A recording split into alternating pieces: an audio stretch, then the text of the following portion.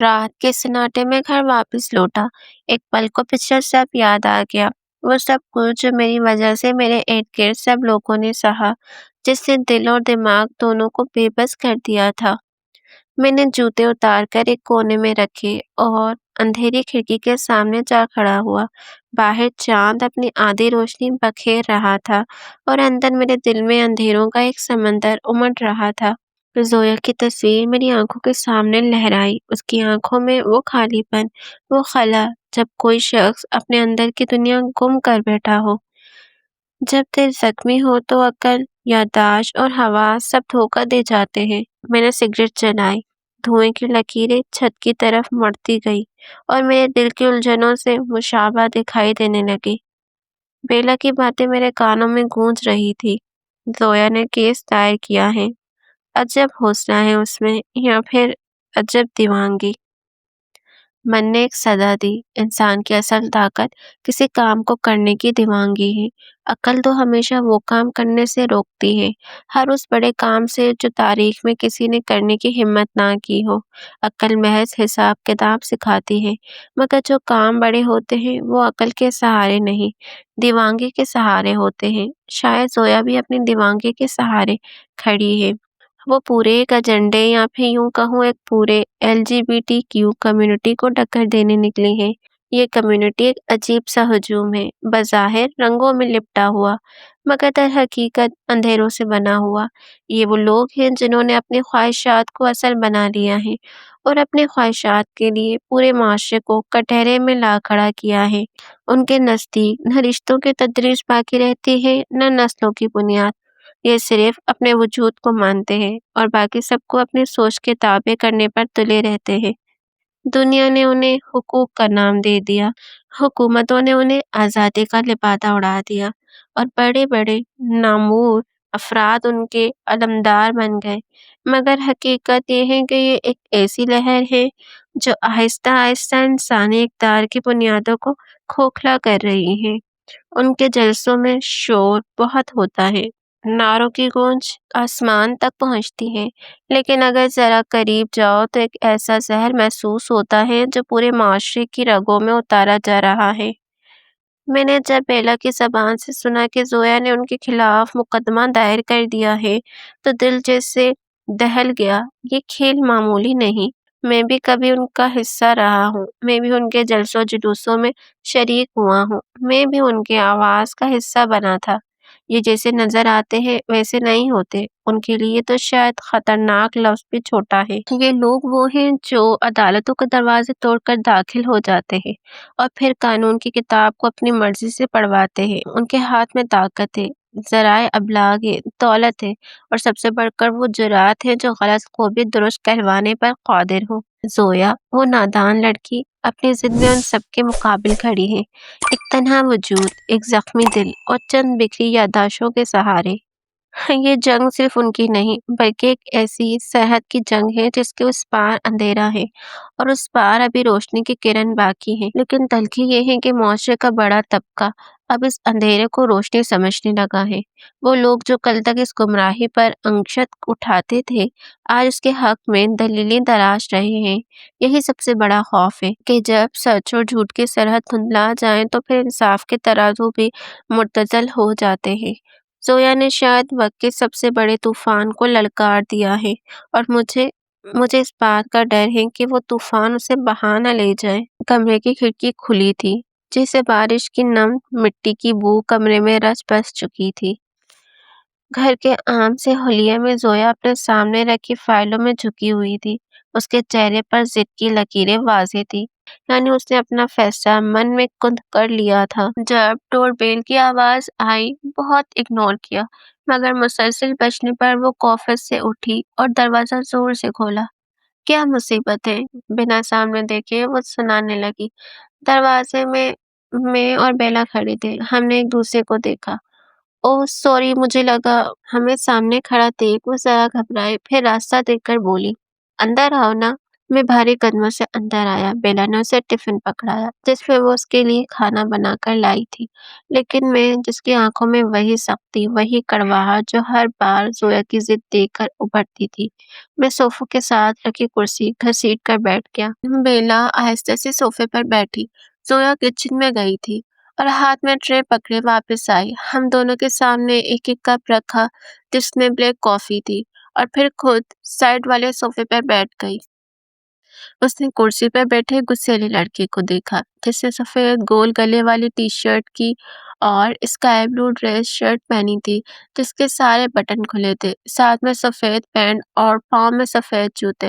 वो मुझे देखकर बेला से पूछने वाली थी कि उसकी गुस्सैली आवाज उभरी, ये सब बंद करो जोया। मेरी आवाज गूंजी गोया किसी ने खामोश कमरे में पत्थर दे मारा हो। जोया ने हैरानी से आबरू उठाई और अपनी शहादत की उंगली से खुद की तरफ इशारा किया। ये मुकदमा तुम्हारे बस का नहीं। ये लोग, ये कम्युनिटी तुम्हें रोन डालेंगी। अभी वक्त है, पीछे हट जाओ। मेरी बात सुनकर वो जरा संजीदा हुई। देखो, तुम जो भी हो, तुम्हें मेरे मामलात में बोलने का कोई हक नहीं, जोया ने दो टोक अंदाज में कहा। जोया, ये गाजी है, बेला ने मुदाखलत की। जोया ने पहले बेला को देखा फिर मुझे। गाजी, और शायद वो कुछ देर सोचकर बोली, शायद मैं इससे पहले मिल चुकी हूँ, लेकिन फिर भी मेरे मामलात में बोलने की क्या तुक बनती है। वो दोनों हाथों में कप थामे बोली, देखो, तुम मुझे जानती हो या नहीं, मेरा इन सब में बोलना बनता है। नहीं बनता, दफा करो उसे। और मेरी बात कान खोल कर सुन लो, तुम ये केस नहीं लड़ोगी, आई समझ। मेरी आवाज काफी बुलंद थी। जोया ने मुझे सड़ता पाँव देखा और कप आगे होकर मेज पर रखा। जोया, होश में तो हो, इंसान बोलने से पहले सोच लेता है। बेला ने उससे टोका तो वो उसकी तरफ देखने लगी।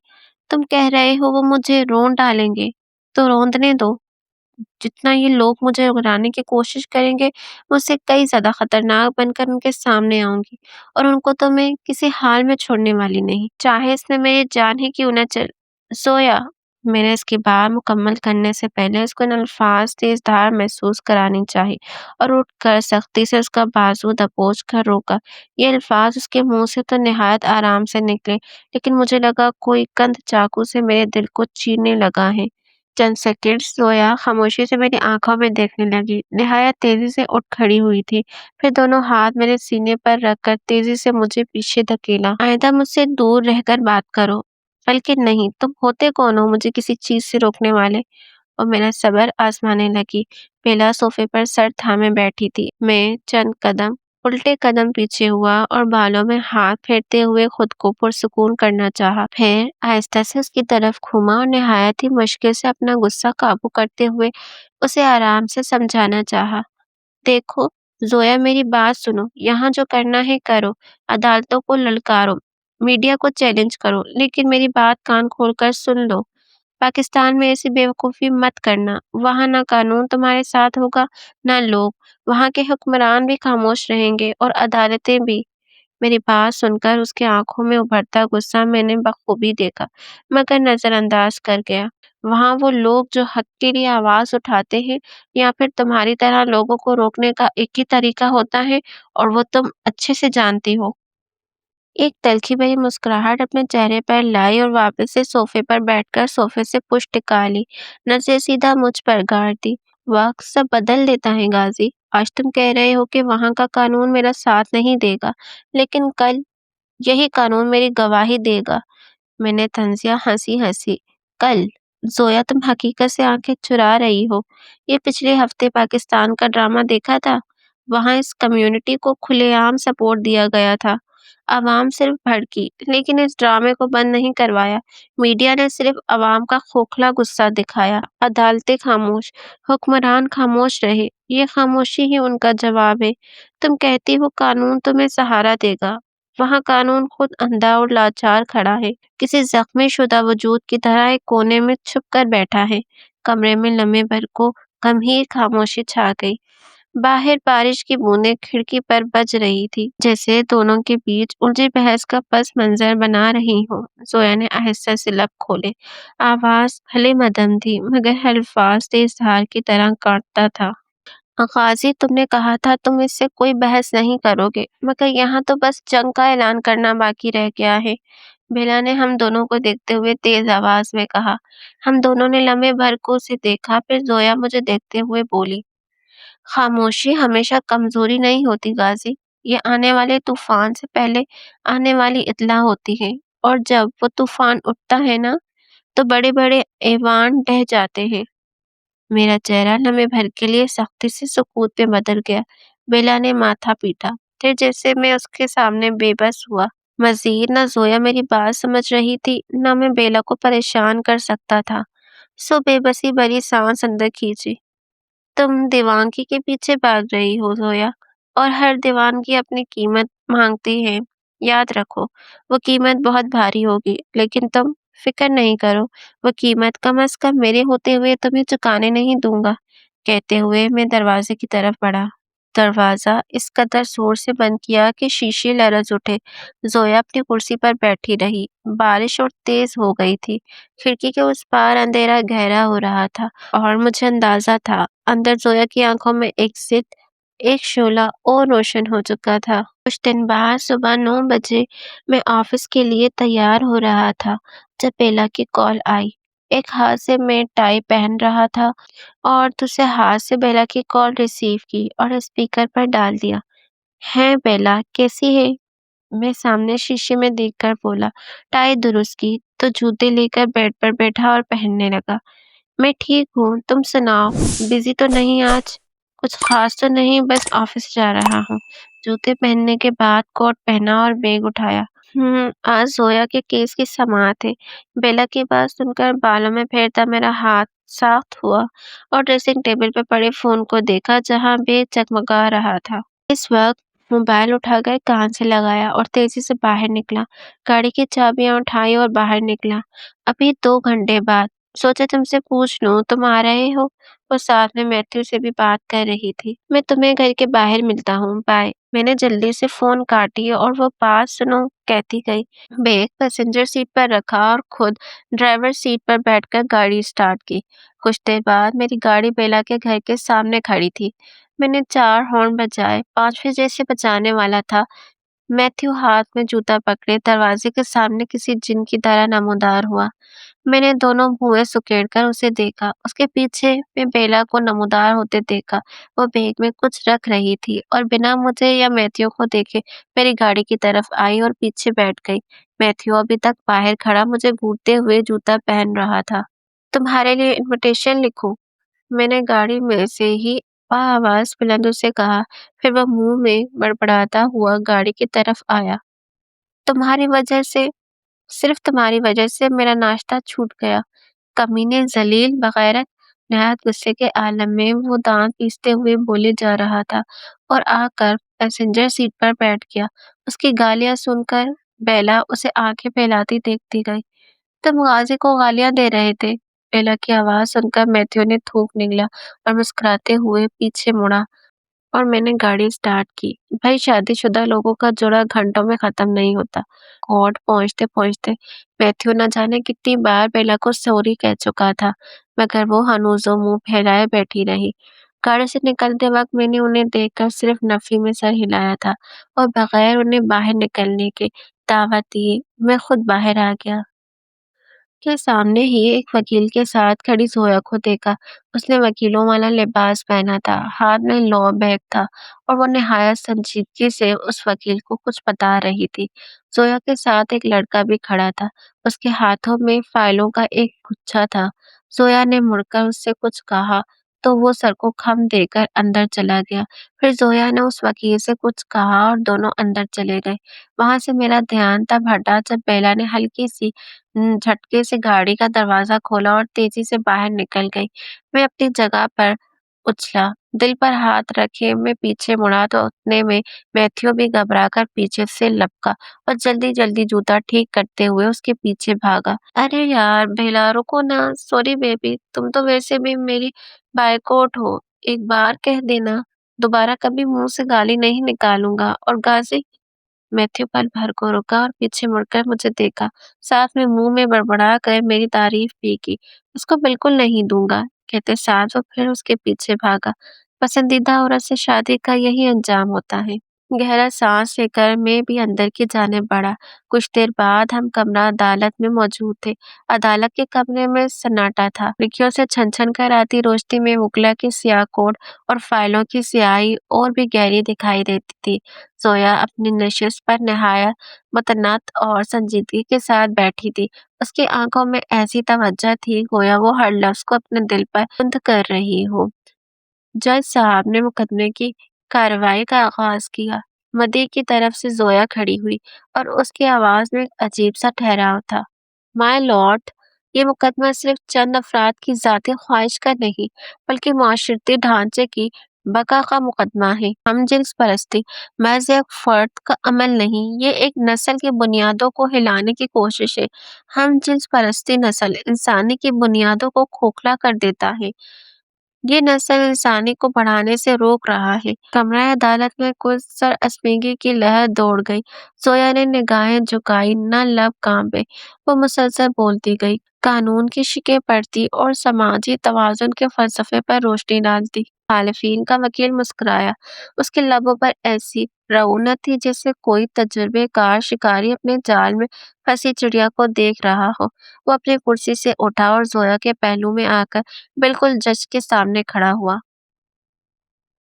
माय लॉर्ड, मैं मोहतरमा वकील साहिबा से पूछना चाहता हूँ कि यह हकीकत नहीं कि दुनिया की तरक्की याफ्ता ममालिक में ये अमल कानूनी हैसियत रखता है। अगर वाकई ये खतरनाक होता तो कभी इसकी कानूनी आज़ादी देते। जोया ने लम्बे भर के लिए तौक़ुफ़ किया।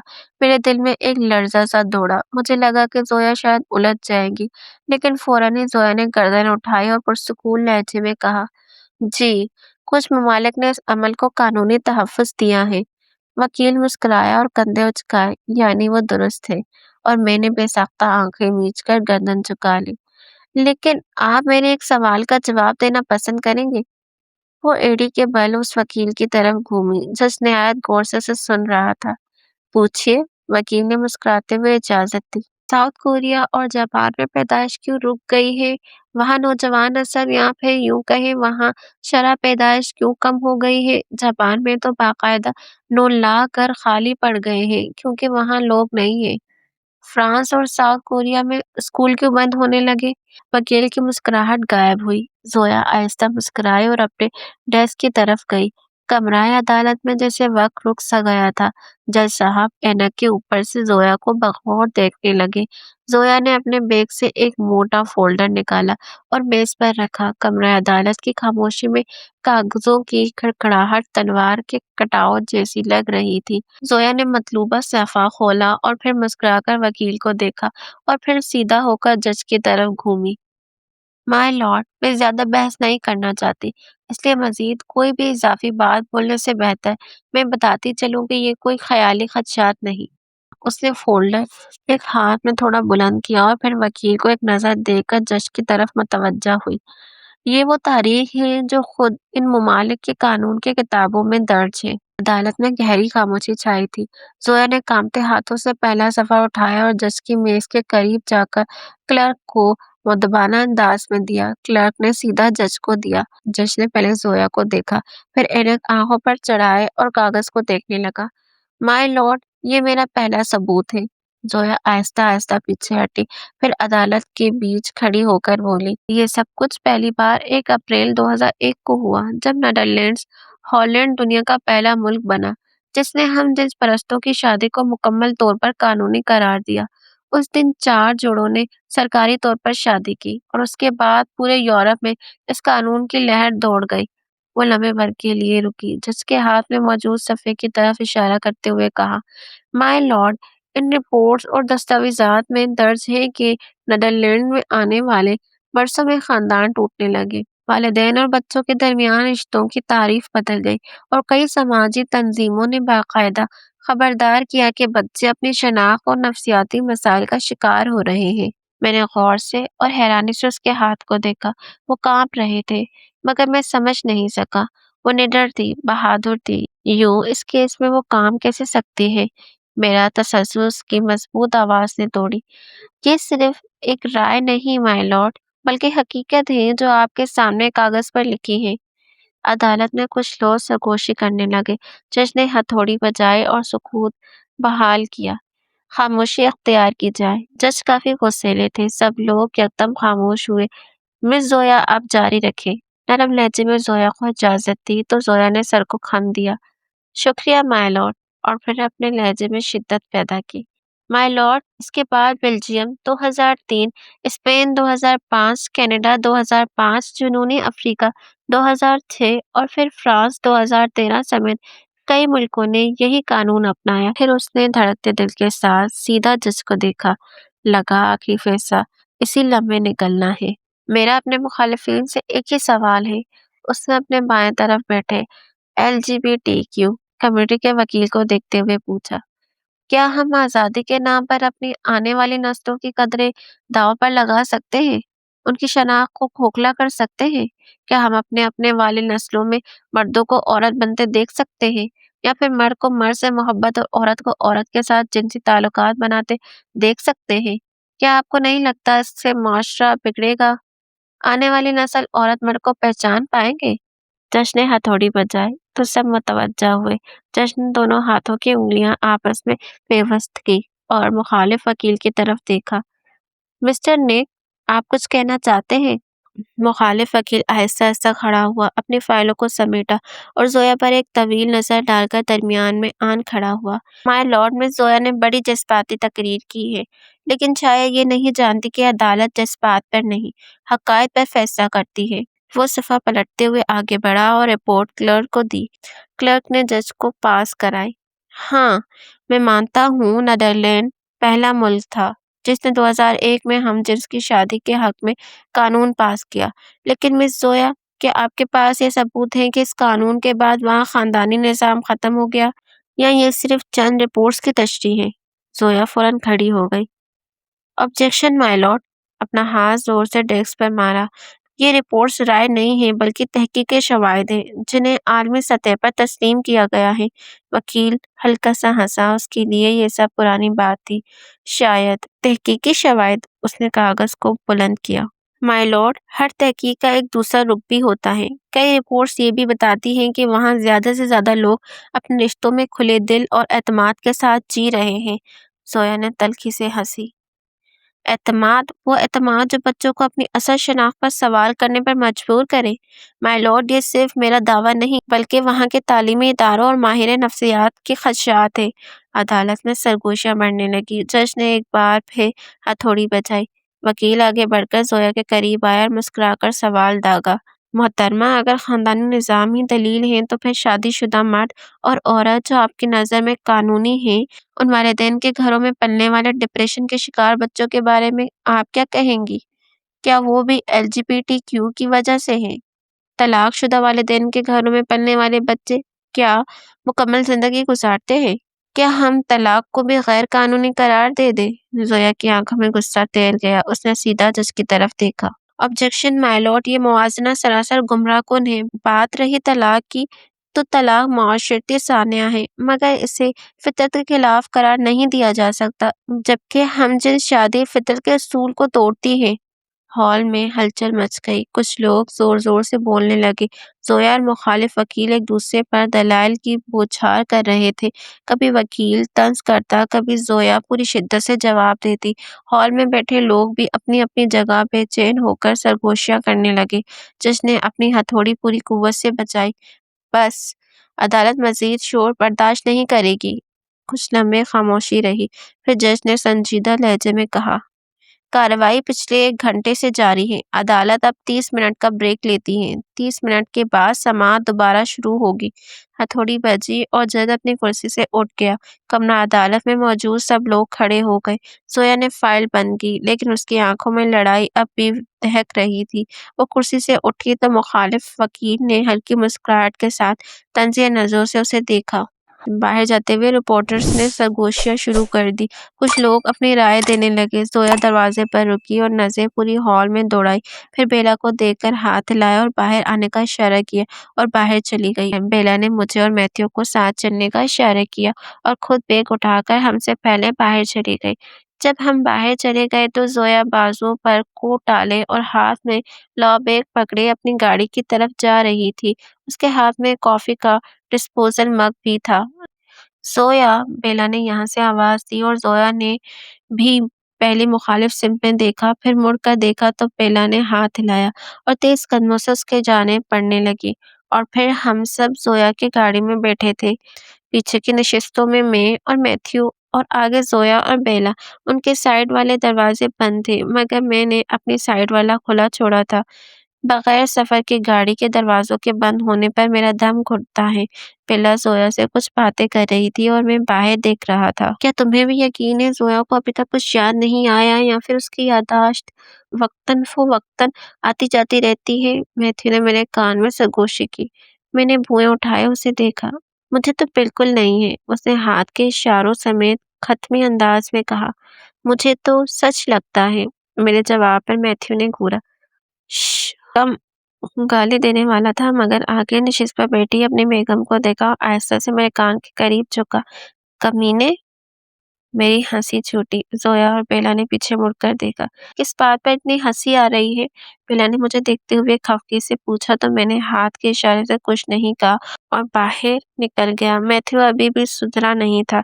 सही कहते हैं, कुत्ते की दुम कभी सीधी नहीं हो सकती। मेरे गाड़ी से निकलते हुए उसने दांत पीसते हुए मुझे कुछ बुरा भला कहा था, मगर मैंने ध्यान नहीं दिया। भई, पागलों के साथ क्या ज़बान दराज़ी।